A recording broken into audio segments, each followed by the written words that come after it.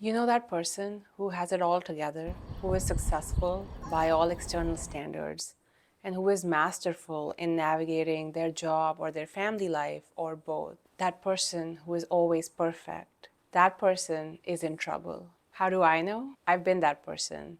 And if you're watching this, maybe you have been too. Today, we will uncover the downside of being this person. And I will show you exactly how to save yourself from having this fate. You've been paying the price for a strong persona, and I just don't want you to pay it anymore. If you are new here, welcome. I am Shagun, and I use my long standing interest in personal development, my education in clinical psychology, and all the personal experience from doing retreats in the Himalayan mountains to working in the corporate world in the US and some big tech companies. I use all that to help you lead your most purposeful, your most meaningful, and your most spirited life.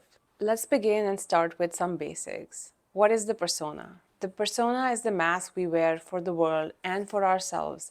Carl Jung, a famous Swiss psychologist, said that the persona is what we think we are and what the world thinks we are, but ultimately we are not. So, what does he mean by that? The persona comes about through a process of identity development that starts all the way in the childhood and goes all the way up to midlife. In this time period, so many influences come to us. Our parents teach us how to be in the world, our broader family, our friends, community, society, culture, what we see in media. All of them send us messages about what's a good way to be in the world and what's a not so good way to be in the world. And these expectations of ourselves are different depending on where you grew up, what kind of economic status you had, what kind of people you hung out with, what your parents did for a living, what their personality was like, and so on. You develop this way of being that you think will be the best and most adaptive version to help you succeed in whatever environment you grew up in. For me, when I was growing up at a young age, I felt very capable, almost extraordinarily capable. I thought that I could get whatever I set my eyes on, and I felt this sense of knowing from within that I could achieve anything I wanted. And while I think initially that was just me connecting to my own spiritual power, a power that is present in all of us, it got morphed and nourished as my family and broader society came into the picture. Now, I wasn't born in a particularly bold family. My parents had humble jobs. We made just enough to get by. My grandparents were refugees that got displaced during the India Pakistan partition, and they settled in northern India with nothing to their name. Because of this, my family had no generational wealth. We were always just getting by. I mostly wore hand me down clothes growing up, and we were asked to keep our needs small in order to survive any other crisis that the family might have to endure. So, amidst all this, I still had that spark of like, no, I'm meant for more. And looking back, I feel that was the voice of my higher self. But that connection didn't stay pure for too long. As I started to go to school and I started to do really well in studies, my family would tell me that you're the smart one, you're the intelligent one, you're the one that will redeem our family economically. They applauded all my achievements, and I started to think of myself as this high achieving person who had to win accolade after accolade and keep garnering that attention and keep making my family happy. And the world around me started to confirm my beliefs. I got into the best undergrad college for business in Delhi. And then years later, I attended an Ivy League university for business school in the US. That which started as my parents' expectation of me, that which started as my family's harmless encouragement of my natural proclivities toward academic success, turned into something that I had to be and became this never ending cycle of achievement. I feel I'm in the grip of this persona even today. The grip has lessened, but it hasn't gone away. I recently wrapped up a 15-year-long corporate career, and I'm finally fully devoted to psychology and personal development. For years, I juggled my job at these big name companies along with all my passions and interests, and now I'm finally getting to do the thing that mattered to me most. And you'd think that this would bring a wave of relief, and it absolutely did, but it also exposed my attachment to this high achieving persona. For years, I juggled my career, my passion and interests, everything I was studying on the side, and motherhood too in the last 3 years. After doing so much for so long, When I was recently at a social event and somebody asked me what I did for work, I found myself fumbling and not knowing what to say, because who am I without my job, even though I had been doing all these things? I found myself referring to the things that I used to do in an attempt to maintain my persona. And I found myself saying phrases like, now I just go to school, now I'm just a mother, now I just work on my creative projects.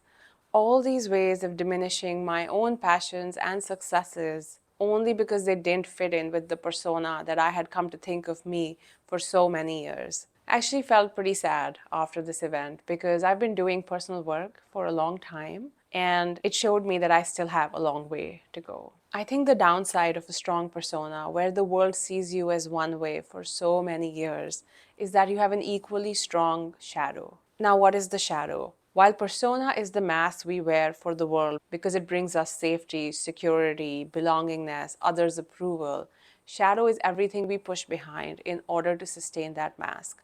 Those parts of us become unconscious to ourselves and to others. We don't know it, but we are constantly hiding and suppressing different ways of being in order to be in the world in this one particular way. Now, you can think of the persona and shadow as this polarity that exists within our psychology that helps us move forward and adapt to life. But when one side gets really strong, the two cannot work in harmony with each other. The other side tends to gain a lot of energy while it is still suppressed beneath the surface. Think of it as a volcano that is just burning and accumulating energy and is getting ready to explode. There are many Jungian analysts, people who have dissected and read Carl Jung's work for nearly their whole lives. And they will talk about all the different ways in which the shadow comes out and erupts. But I wanted to focus in this video on some of the ways in which I have come to experience the eruption of my shadow over the years. And I've noticed that there are four distinct states that I have experienced as my shadow has come to the surface while I was so busy building this ultimate high achieving woman persona. The first is simply the state of exhaustion. It takes a lot of energy to always be doing, to always chasing after the next thing that will make you feel good while ignoring your need for rest, for sleep, for just some downtime where you can let go and not do something because it is going to add to your list of achievements. For me, when I think of exhaustion, I think about the time when I was going to college and was early on in my career, and I was juggling my CPA licensure classes and training, college, dance practices on my dance team, and my regular dance training at the studio. There were days I would start my day at 6 a.m., come back late at night, full of glitter and makeup from competing in dance competitions back to back over the last 2, 3 days. And I would be bone tired and so exhausted. And yet I would get up at 6 a.m. and do the same thing all over again. Instead of making a choice with myself about what I could or couldn't handle in that particular season of life, I just chose to do it all. And later on in life, the exhaustion would give way to anxiety because now I would be working in places where people would have expectations of me. And I would think that with the kind of life I've set up, I just won't be able to keep up with it.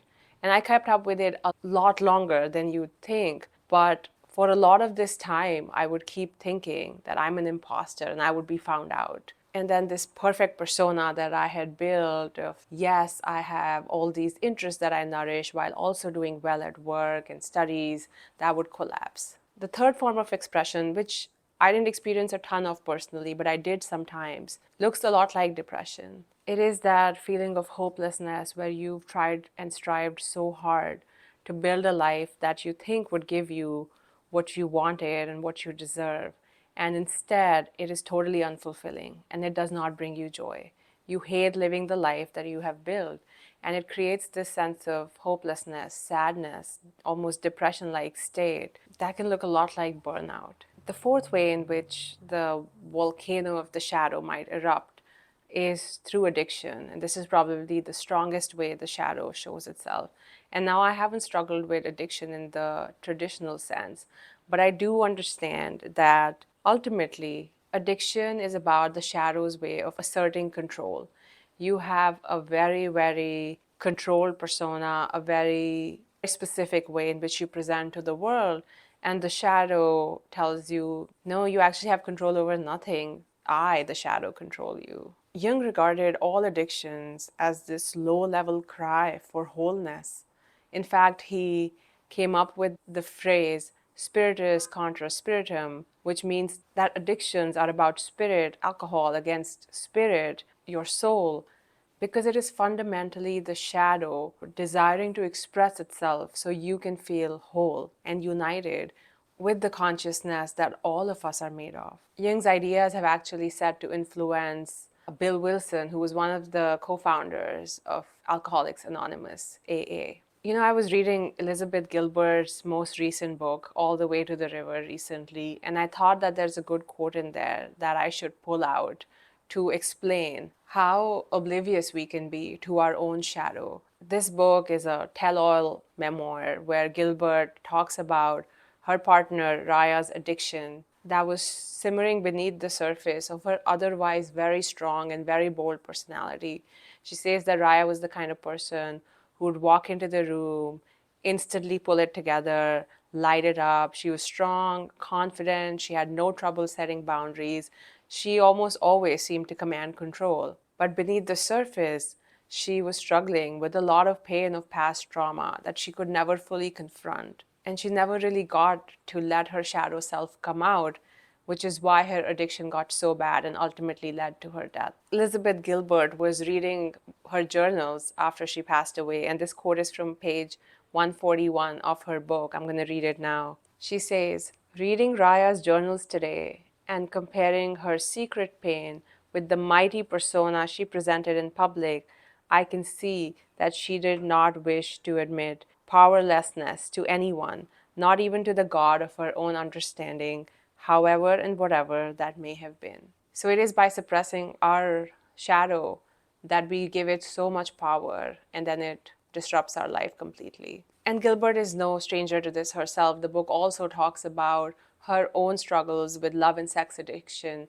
where she used people to meet her own needs for wholeness. On one hand, and we've all known her as the author of Eat, Pray, Love, she's been really successful and she has this spiritual, enlightened, wise persona through which she's written many books, and she was keeping up with it all these years. But beneath the surface, without her knowledge, she was love bombing and using money and other things to manipulate people into being with her, even people that she knew were not good for her. And if you're having trouble squaring away both of these people's personas against their shadow, that is precisely the point. The shadow is so unacceptable to us and so shameful to us that we'd rather not acknowledge that it exists, even to ourselves. And these addictions are a way of the shadow to compensate for this one-sided life that we've been living. So what was my addiction? My addiction was to achievement. I was focused on acquiring more and more accolades in order to feel good, in order to feel whole, but that wholeness never arrived. In fact, the more I went after, the more the gap between how I thought I would feel and how I actually felt grew. It was a never-ending cycle. Marion Woodman is a Jungian analyst who spent years working with women and ultimately wrote a book about these high-achieving women and called it Addiction to Perfection. She said that this form of ambition is not healthy ambition. It is a compulsion, a way of managing our intolerable relationship with our own ordinariness. That hits hard even as I say it, because that's exactly what I was doing. I was so afraid of being ordinary. I would take on so many things that at some point I had to tell my husband, hey, next time I come to you and I say I found this course, this workshop, this group, this anything, and I would love to do it, you look me in the eye and tell me you can't, you're already at capacity. And I would still hate him for doing that, even though I'm the one who asked for his help, because that's exactly how addiction works.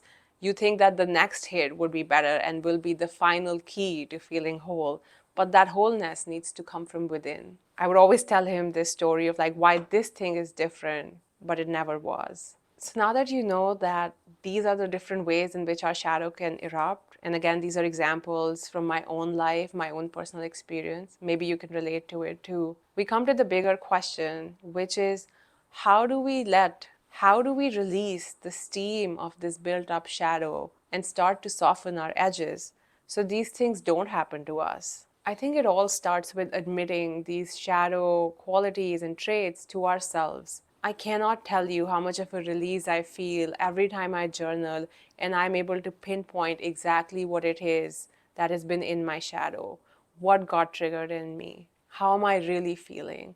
Am I exhausted, anxious, nervous, sad, hopeless, depressed, out of control? Just being able to name it takes some power away of our shadow, and we can breathe and accept that's a part of us. And then you can further reduce this charge by taking something that has been in the hiding, that is so incompatible with the idea of you, so shameful, and sharing it with someone. Elizabeth Gilbert also talks about this as she goes through her own recovery process in love and sex addiction groups. On page 136 of the book, she says, "One of my best friends in the program and I exchange phone calls a few times a week that always begin this way. Okay, sis, here's the one thing I don't want anyone to know today." Because that's how you stay sober. You have got to let somebody know the things you don't want anybody to know.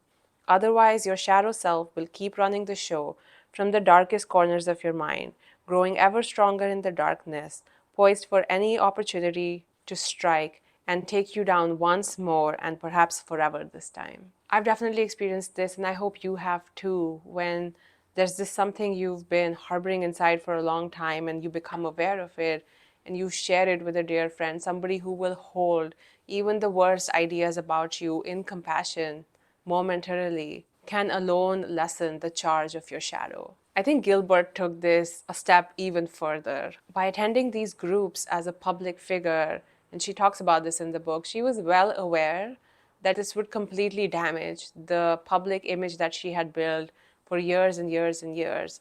And she traded that possibility with the possibility of actually getting better, actually transcending her addictions to find a new and complete sense of wholeness. And it's not just about the group. By writing a whole book in which she openly acknowledges her partner and her own addiction and the ways in which they intertwined, she's taking nearly all the power away from this shadow by claiming it as something that is a part of her. But we have to be careful that vulnerability doesn't become yet another performance of the persona. When I did some shadow work after attending that social gathering I talked about, where I did not have a flashy company name to throw around, I realized that my sense of sadness that day was essentially a fear of being seen as ordinary. I would be extraordinary if, and that sentence has had so many completions, but for a while that sentence was, if I can juggle my work and school and motherhood. So when one of that pieces